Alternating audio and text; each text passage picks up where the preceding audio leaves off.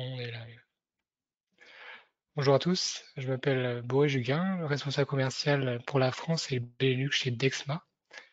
Je suis accompagné de Jordi, qui est chef de produit chez Dexma aussi, Bonjour. et de Vincent, qui est un de nos partenaires ESCO et qui est directeur associé chez Eneor. Bonjour à tous.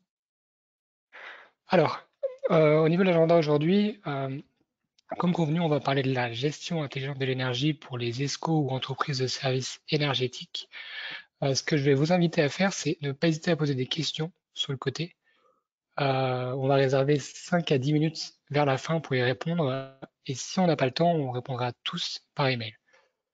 Donc au niveau de l'agenda, on va commencer par une intro rapide de la situation et de Dexma. Je vais aller très très vite sur Dexma parce que Jordi en fait va rentrer un peu plus en profondeur après. Puis après mon intro rapide, Vincent va nous présenter ce que sont les ESCO et ce que sont les contrats de performance énergétique. Ensuite, Jordi va nous présenter comment digitaliser l'ESCO et comment optimiser ses process. Et enfin, on finira par des questions et des réponses. Et pourquoi pas, Vincent nous expliquera peut-être lui comment il utilise l'outil d'Exma ou un EMS au quotidien. Donc, je pense que je vais apprendre rien. Enfin, je vais pas vous apprendre quelque chose. Qu'aujourd'hui, on vit une époque de dérèglement climatique. Et chez Dexma, comme beaucoup, on est convaincu qu'une des clés de ce réchauffement climatique, c'est la sobriété. Ce qui tombe bien, parce qu'aujourd'hui aussi, on vit une époque où, avec des prix de l'énergie qui sont en train d'exploser.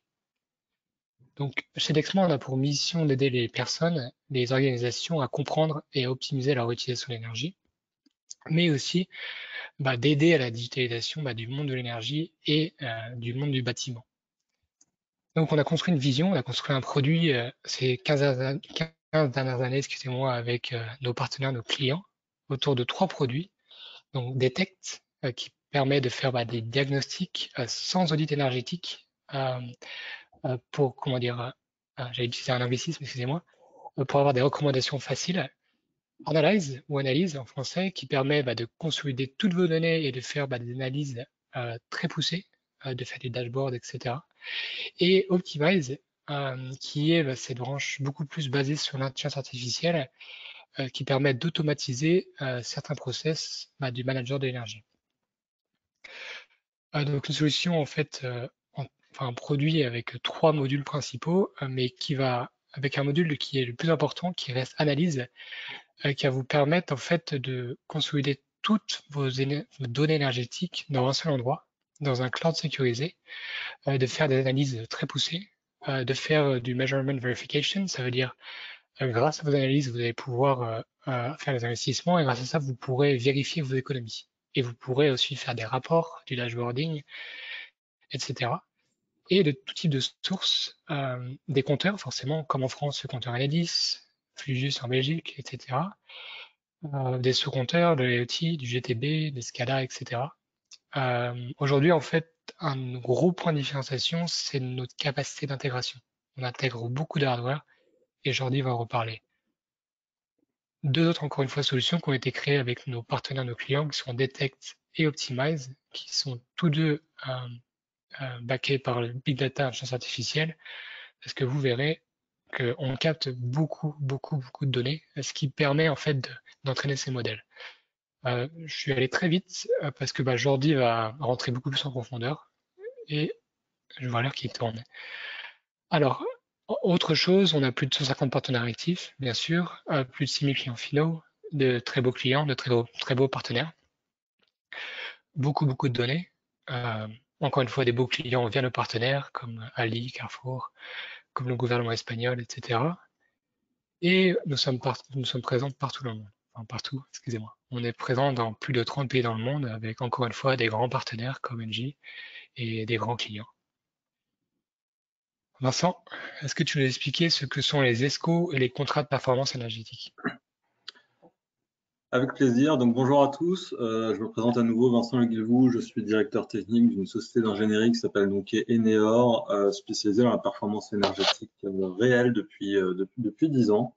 Et on va voir que donc, le terme ESCO recouvre une réalité assez large, ça recouvre toutes les sociétés de services énergétiques. On va voir un petit peu ce que ça implique. La définition la plus courante, c'est que ce sont des entreprises qui développent, installent et parfois financent des projets d'amélioration de l'efficacité énergétique.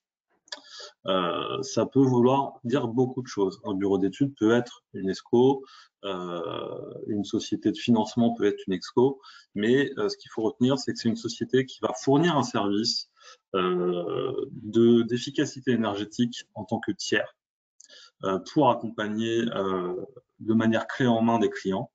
Ça va être parfois de la conception, de l'installation pour pouvoir fournir quelque chose de clé en main avec des garanties de performance.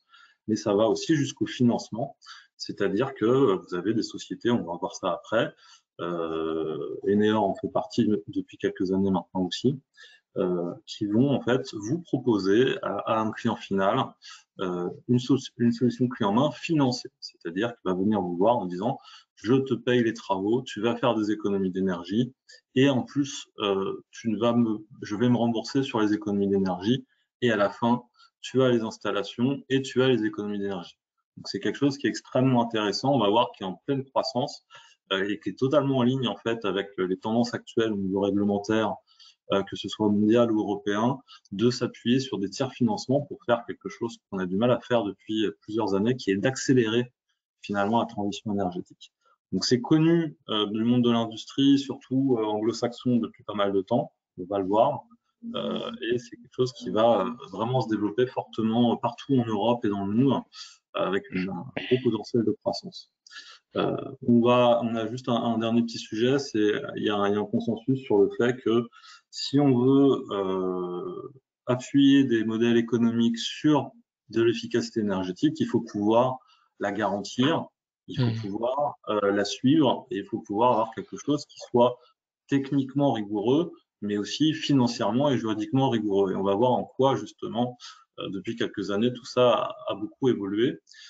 On est passé à l'ère du digital et on va voir que ça permet de faire beaucoup de choses. Très bien. Next. Merci beaucoup. Donc le marché global Zesco a pas mal grandi. Donc on a quelques chiffres qui datent de 2007 d'une croissance de 8% avec un total quand même déjà de 28 milliards de dollars. Avec évidemment la Chine qui a une expansion énorme et les États-Unis qui ont un marché aussi très grand mais qui est fait aussi dû à son ancienneté, hein, parce que ça fait 30 ans qu'aux États-Unis ce sont des pratiques qui existent et bon, c'est les États-Unis donc qui sont très très forts pour ça. Mais on verra aussi que les méthodologies qu'on utilise aujourd'hui nous en France ou qui sont implémentées dans Dexma sont issues de ces retours d'expérience et notamment le fameux protocole IPMVP de mesure et vérification dont vous allez beaucoup entendre parler au cours de cette présentation. Voilà. En Europe, le marché des ESCO, il est encore sous-développé et c'est ça qui est intéressant aussi, c'est que ça n'a pas beaucoup pris. En France notamment, on est très à fond sur les marchés publics, les mécanismes d'aide, les incitations, des choses comme ça. Mais notamment aussi du fait d'un prix de l'énergie qui n'était pas encore très élevé en France et on l'a vu là, avec le contexte actuel, l'énergie va exploser. On va être sur des choses assez intéressantes. Voilà, slide suivant. Voilà, donc là, ici, vous avez une petite décomposition d'indicateurs au niveau du marché européen. Donc, shooting, c'est vraiment les acteurs, on va dire, leaders. Hein, donc, ça va être les Belges, les pays du Nord, l'Italie, et surtout vraiment ceux qui sont forts en Europe là-dessus, c'est vraiment le Royaume-Uni.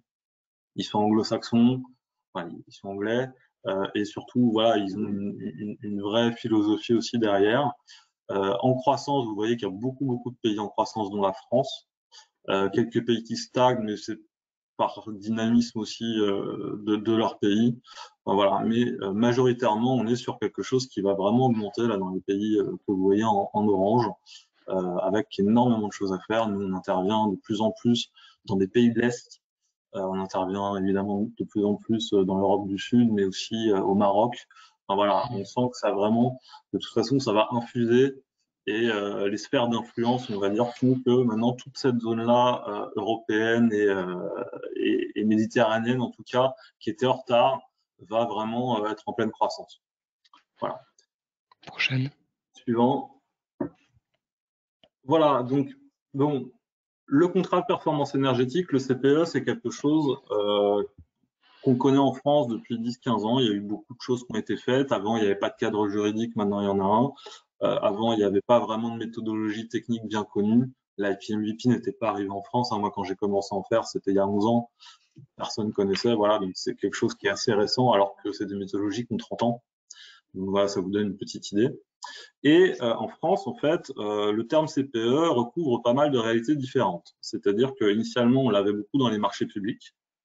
Ça a été abandonné pour devenir ce qu'on appelle des garanties de performance énergétique, des marchés de garanties de performance énergétique. En fait, l'idée, c'est vraiment de responsabiliser tout le clé en main et d'avoir une conception, une exécution, une mise en œuvre et une exploitation des systèmes par un seul opérateur, donc qui serait une ESCO et qui gérerait tout, de la conception au financement, à la réalisation de travaux et même à l'exploitation de ces fameuses installations. Ce qui peut être important parce que si vous voulez être sûr d'avoir votre retour sur investissement, vous devez avoir la main sur l'exploitation et vous devez pouvoir la monitorer. Donc ça, on en reparlera après. Et ensuite, voilà, maintenant le modèle du CPE que moi j'appelle privé, un peu classique, c'est développé tout d'abord en industrie avec du tiers financement assez classique sur des choses de base comme l'éclairage qui est très capitalistique mais qui est aussi facile à maîtriser. Et maintenant, on a une énorme tendance en industrie sur du financement au niveau du froid, des changements d'énergie fossile, mais surtout en ce moment, la grosse tendance, c'est tout ce qui est récupération d'énergie, valorisation de l'énergie fatale. Et je parle encore une fois pour le marché français, on avait une électricité très peu chère, très peu carbonée, toujours d'ailleurs, mais par contre, on a quand même la moitié de notre énergie qui reste de la chaleur, du gaz, du fossile, des choses comme ça. Donc il y a un vrai gisement qui est attaqué via les CPE en industrie. Une autre chose intéressante à constater depuis un an ou deux, c'est la montée en force des CPE en tertiaire. Tout ce qui va être commerce, tout ce qui va être bureau, évidemment, tous ces objets-là, parce qu'en fait, avant, c'était un petit peu compliqué du fait des montages qu'ils ont, mais on se rend compte que du fait du prix de l'énergie, du fait aussi d'un contexte réglementaire qui oblige tous les opérateurs via le décret tertiaire, tous les gens du tertiaire doivent faire 40% d'économies sur facture d'ici 2030, ce qui est énorme, voit l'arrivée de ce genre de mécanismes qui sont en plus incités via les fameux certificats d'économie d'énergie qu'on a également en France, qui font de la bonification de ces deux E si vous faites un CPE tertiaire en employant une bonne méthodologie de suivi de la performance énergétique. Voilà. Donc ça, c'est un petit peu l'image actuelle du marché et des situations qu'on a l'habitude de rencontrer, nous, chez Eneor, avec tous nos clients, tous nos partenaires. Et puis, on peut distinguer plusieurs modèles. Donc là, vous avez une petite décomposition de modèles assez conventionnels au niveau international. Il y a des finesses, il y a des entre-deux. De toute façon, il y a plein de modèles qui peuvent exister. Là, ce que vous avez ici, c'est donc P1, Energy Management. Donc, Energy Management, ça va être quelque chose, moi, que j'aime beaucoup. C'est là, on ne finance pas de produits.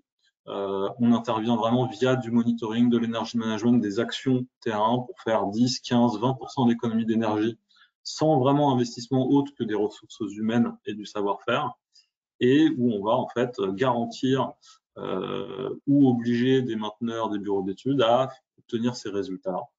Moi, j'aime bien ça parce qu'en tant qu'ESCO, je peux aller chez un client et lui dire, voilà, c'est simple, tu me payes pas, je me paye sur les économies d'énergie. Et donc, vous pouvez solliciter vos prestataires comme des mainteneurs ou des bureaux d'études comme moi, et ça vous coûte rien.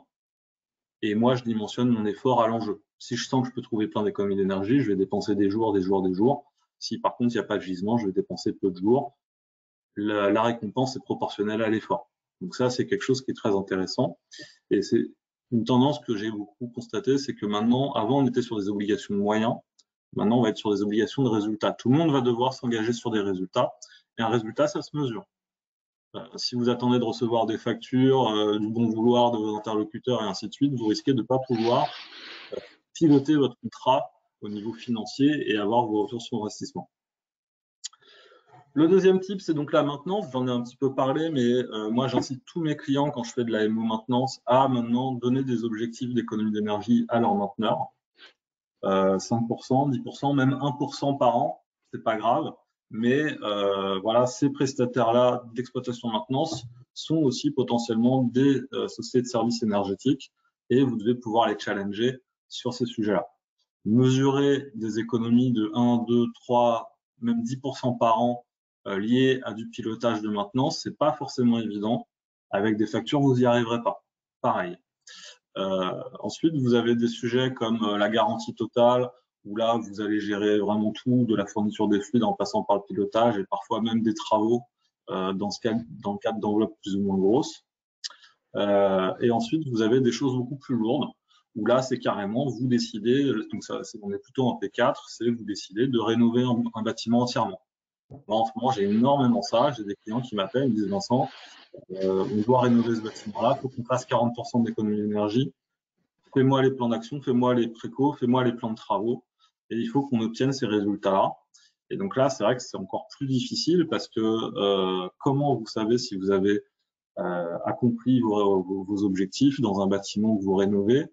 Est-ce que vous avez des historiques? Est-ce que vous maîtrisez ces conditions d'exploitation? Est-ce que vous pouvez mesurer et voir ce qui se passe? Est-ce que si les utilisateurs font n'importe quoi, vous pouvez identifier ça et corriger le problème, soit dans vos calculs, soit dans le terrain? Donc voilà, c'est quelque chose qui est intéressant. Et enfin, là, on est sur du P5, principalement des énergies renouvelables. Donc quand vous faites du solaire ou tout type d'énergie renouvelable, avoir des outils qui vous permettent de connaître votre production, le taux de couverture de votre énergie. Moi, j'ai beaucoup de CPE où on a des taux de renouvelables imposés par le client. Voilà.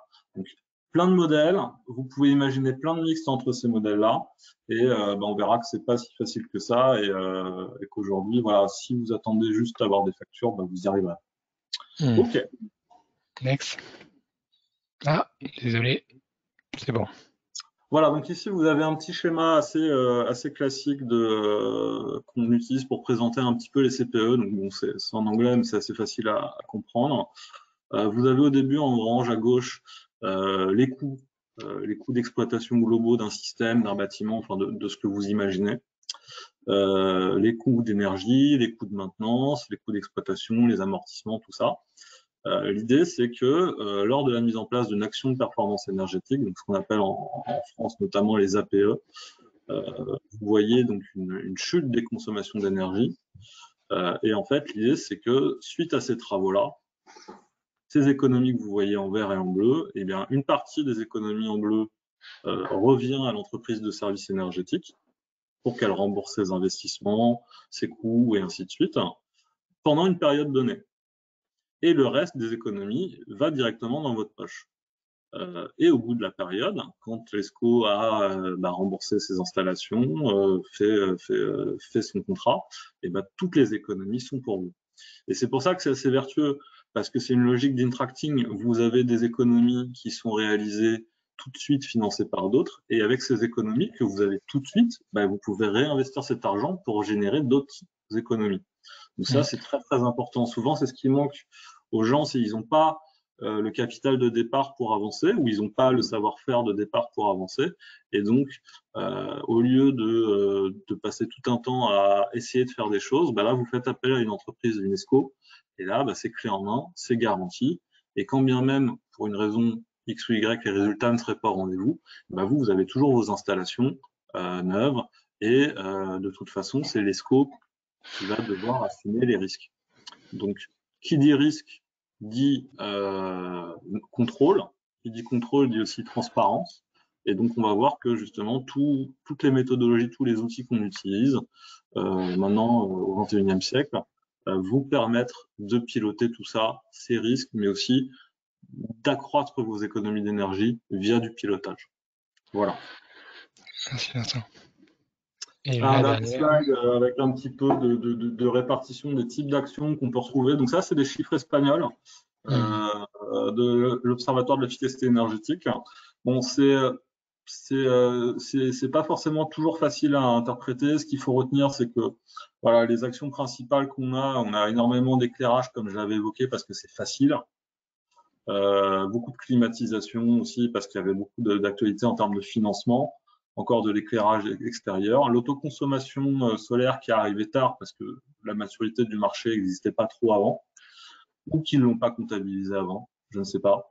Les process industriels qui sont étonnamment faibles, mais c'est vrai que c'est beaucoup de complexité d'optimiser un process industriel, difficilement généralisable, standardisable. Les moteurs, parce que les moteurs c'est pareil, c'est facile. On voit une baisse notamment parce que les réglementations ont beaucoup évolué et que les exigences sont beaucoup plus fortes de base sur les moteurs. Donc ça a pu amortir un peu ça. La mobilité, ça c'est un sujet que je connais pas très bien, et l'enveloppe c'est plus bas parce que c'est beaucoup plus dur à faire, beaucoup plus cher. Mais surtout, ce que vous constatez, c'est que dans quasiment tous les cas, vous avez du monitoring et de la gestion énergétique. C'est toujours pareil, si vous ne pouvez pas le mesurer, vous ne pouvez pas le contrôler. Tout à fait. Merci Vincent. Jordi? Donc, je prends la relève de Vincent. Il dit tout, si on ne peut pas mesurer, on ne peut pas contrôler. Donc, comment peut-on aider une ESCO avec un EMS? Tout d'abord, en mesurant.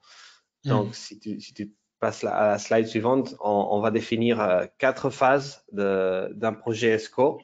Et la première d'elles va être précisément analyser. Et pour analyser, il nous faut d'abord collecter des données et pour pouvoir évaluer quelles sont les économies potentielles qu'on peut faire. La phase suivante va être la phase de conceptualisation, de voir avec ces données que l'on a comment on peut économiser et quelle va être notre référence de consommation. Tout de suite, on va passer à la phase d'implémentation où on fait un suivi de ces mesures d'économie qu'on peut faire et on va vérifier nos économies. Et par la fin de la phase de service, on va continuer à monitoriser nos énergies, les consommations d'énergie, à suivre nos consommations d'énergie et à faire la maintenance, réparation et la réalisation des économies sur nos sites. Et tout ça pendant ces différentes phases de toute la période contractuelle. Pardon, je suis allé trop vite. Non, ça va. Ici, on a les 4 phases et ce que vient de montrer Boris, c'est les 4, disons, outils qu'on peut utiliser dans un EMS, un software de monitorisation énergétique pour répondre aux besoins de chacune des phases. Et on va rentrer dans le détail de chacune des phases en commençant par l'analyse. Donc, comme on disait avant, la slide suivante. Comme on disait, il faut d'abord commencer par collecter les données. Avec un EMS, on peut intégrer les données de différentes sources. Dans le cas de Dexma, on peut s'intégrer avec des GTB, on peut s'intégrer avec des capteurs IoT, si vous avez des data lakes qui ont toutes vos données, on peut aller se connecter là où le data lake peut nous envoyer la donnée. Et tout d'abord, ce qu'on fait, c'est centraliser toutes ces données pour pouvoir d'après les montrer dans les différents écrans qu'on va voir par la suite. Donc, dans ce cas-là, Dexma est complètement agnostique pour recevoir les données. Et une fois qu'on a les données, on peut les montrer dans des tableaux, dans des widgets. On peut définir des KPI énergétiques pour pouvoir faire les suivis en fonction des besoins spécifiques de chaque client.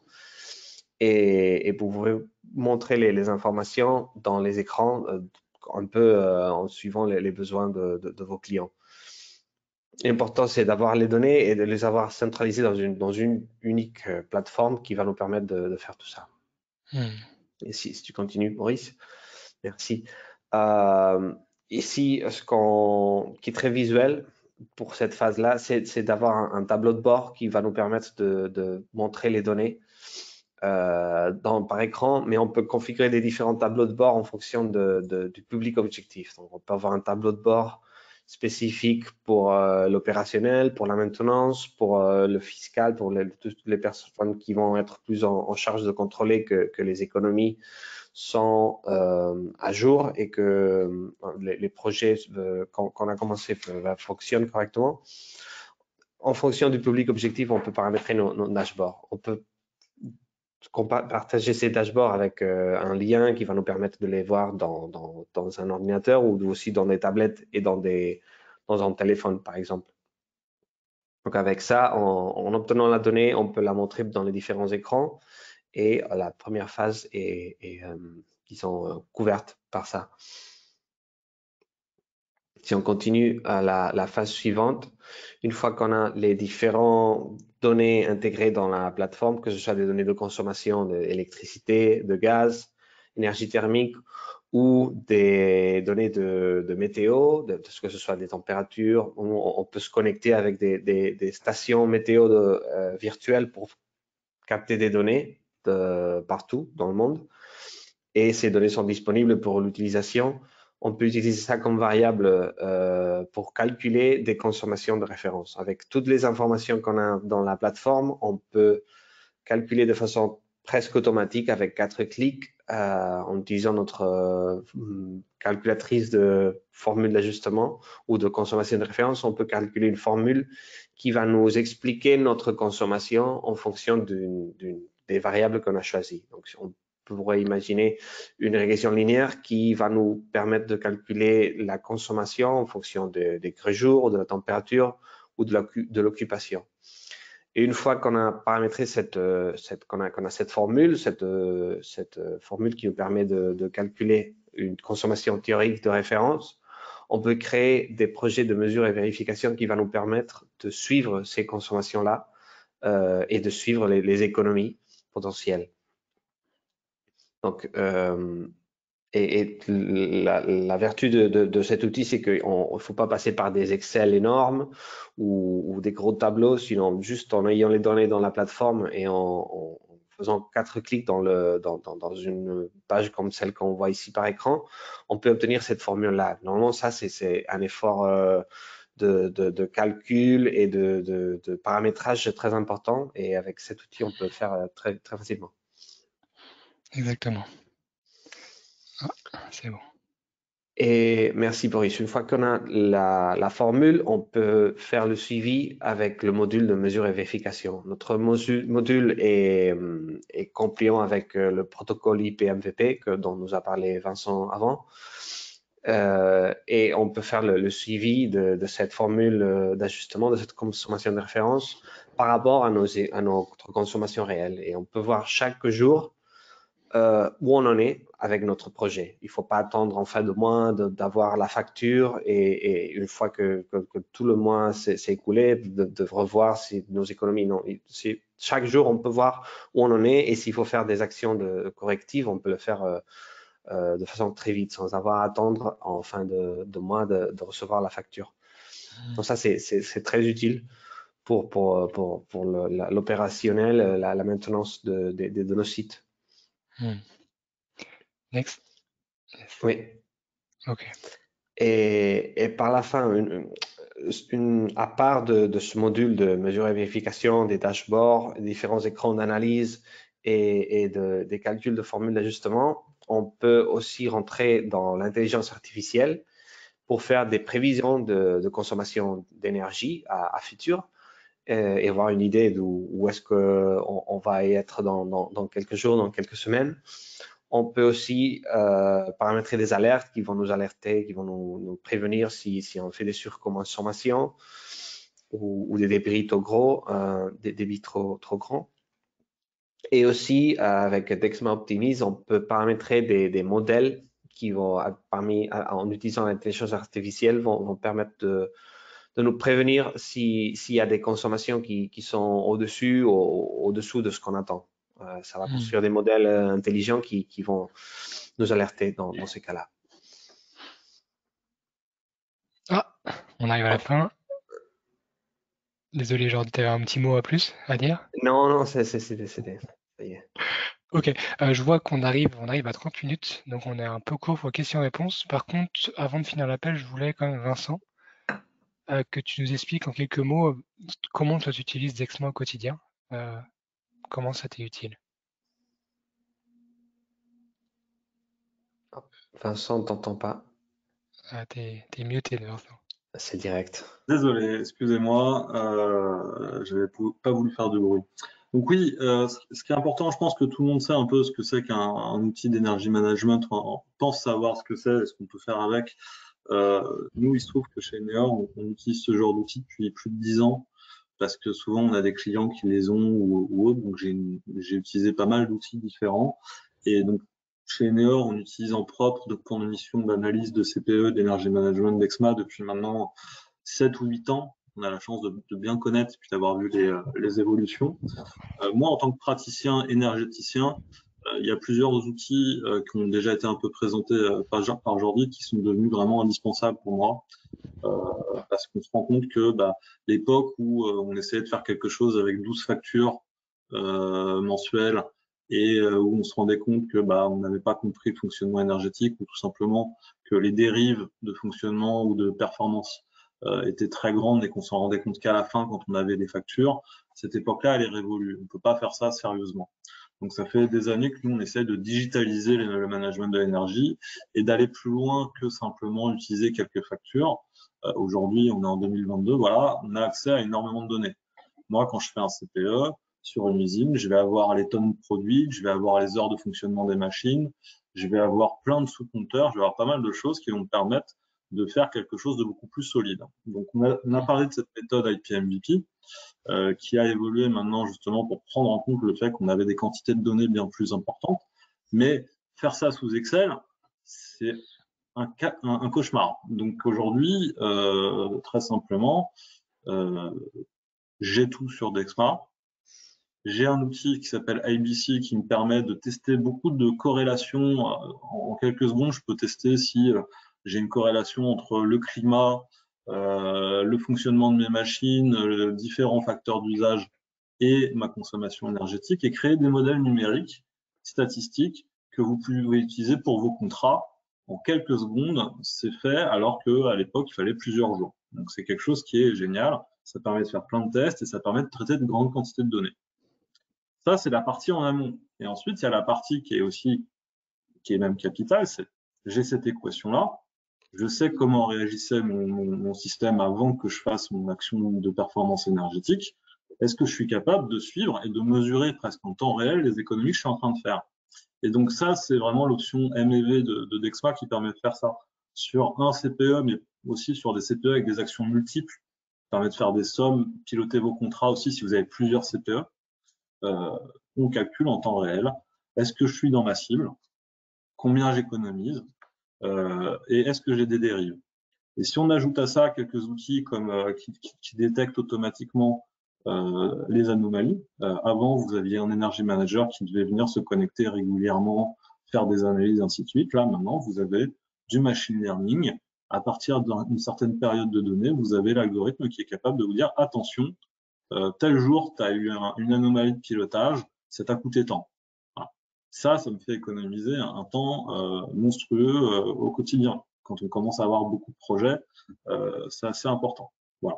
Si on ajoute à ça du forecasting, c'est-à-dire du prévisionnel, pareil, basé sur du machine learning, vous pouvez, avant même que l'année soit finie, déjà visualiser si vous allez réussir à être dans vos objectifs ou pas, et vous pouvoir anticiper des dérives de budget ou au contraire des surperformances de vos contrats.